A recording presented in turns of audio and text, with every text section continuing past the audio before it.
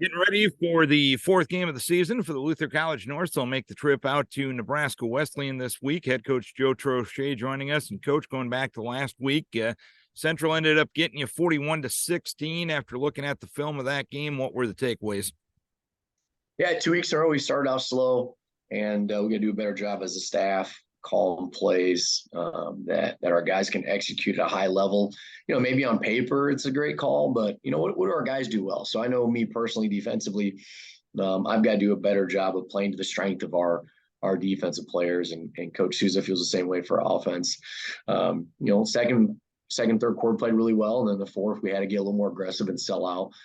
So the score doesn't represent the fight and how close that game was, but it's Central College. I mean, they're 2 years removed from an Elite Eight run, and they're not going to make a lot of mistakes. And so we've got to do a better job capitalizing when we have those opportunities. And we do make great calls. We got to execute because we'll make mistakes as callers, right, as play callers, but also our students, when they make mistakes, we're just trying to minimize that stuff. So we have an opportunity to make a play because we're going to make mistakes.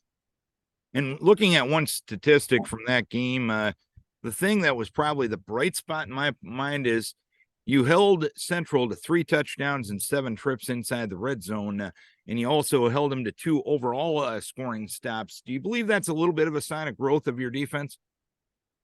Yeah, I mean, if you look at the Loris game the week before, we had a couple 3-and-outs and really close on a 4th down stop, right? He gets the inch that he needs to get in. And so we didn't get a 4th down stop. We didn't get a red zone stop. We held him to, I think, 1 field goal. And then you go to Central, we get 2 4th down stops, or actually 3. It might have been counted. We get a turnover in the red zone. We get a turnover that, we give up a turnover that, we hold them to a field goal. So there's some things within the stats that are hidden that we did a really good job. Again, I think we held them to 50% on 3rd down, 0 for 3 on 4th down. So there's growth. We're doing a lot of good things.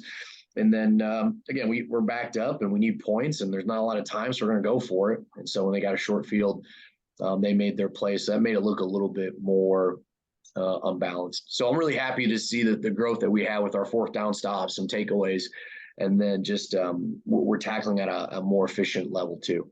And let's take us through that takeaway in the second quarter. Early on, Williams gets the pick in the second quarter. You go down right and score, and you make it a 2-score game at the halftime break. That seemingly was a momentum changer because Central was a little bit on cruise control till that point, and that kind of sent a message that, hey, you know what, our guys are here to fight, right? Yeah, and I would say offensively too, we had our highest red zone scoring percentage. I think it was 90%. And so what we're seeing, and from Loris as well, is that our offense, when they get in the red zone, they score at a really high rate. I think we're 3rd in the conference right now. So that's really empowering. And so we got to do a better job of getting there. So whether it's our offense, whether our defense gets us there, we got to get to the red zone more because we score. And so that's the message this week is, guys, when we get there, we do a great job. It's just getting there. And so we got to continue to execute early in the drive, get a 1st down. We had too many 3-and-outs. So that's something that hurt us. And we've got to continue to complement each other, offensively, defensively, special teams. We're not going to go into a game and be able to not win one of those phases and expect to beat anybody in this league. It's just the league's too deep right now. And looking at what's going on, the fact that it was 21-10 at the halftime break, you mentioned the starts of games and how you collectively need to do better. In what ways is that discussed in practice and in staff meetings to get off to better starts than you have here in the first 3 weeks?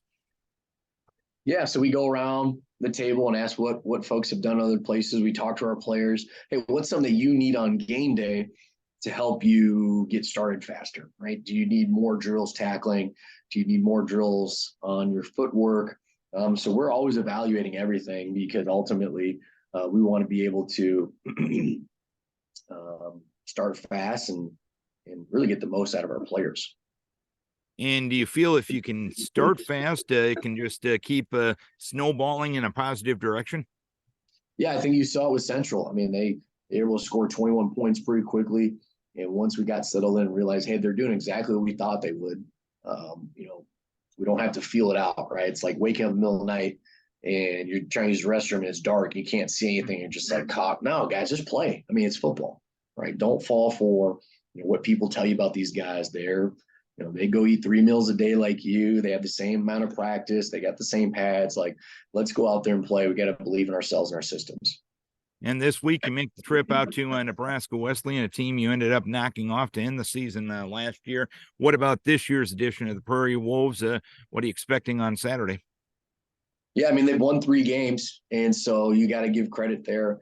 Their quarterback is savvy. He's played a lot of football, and so they trust him, and rightfully so, right? That offense runs through him. They're able to do a lot of different things because they have an experienced quarterback who makes good decisions, who has a really strong arm. He can make every throw. That's the tough part in this league. Everybody's got a quarterback, and they're all a little bit different, right? Central had 3 quarterbacks, and so we're excited for that challenge. And defensively, they got a new D coordinator. They do some different things, but I still think philosophically they're the same. And again, they've won 3 games, right? So they have 3 more wins. Their guys know how to win, and they had a tough game against Co, and they're at home, so they're going to be ready for us. And this is your first overnight road trip of the year. Obviously, a long bus ride out to Lincoln, Nebraska. Having a bus ride like that and an overnight opportunity, does that give you maybe a little bit of a chance from a team bonding perspective that you don't have with a day trip or a home football game? Yeah, absolutely. It's something that we don't get a lot of in our sport, thankfully, because our conference is pretty close, but you do miss out on some of that bonding. So it's a great opportunity for us to break bread together, and we're forced to be together. Right on Friday nights, we kind of let them do their own thing, but when we're on the road, we're going to control that more and be on a bus for almost 7 hours together. Get out, practice, shower, go eat, meet. So I'm excited for that. I know our players are. I think they're really excited to get on the bus, knock out their homework, kind of get ahead, and then just focus all their attention on Nebraska Wesleyan. All right, Coach, hopefully that long bus ride Saturday night is a happy one after a Norse victory. Keep your guys healthy. We wish you best of luck.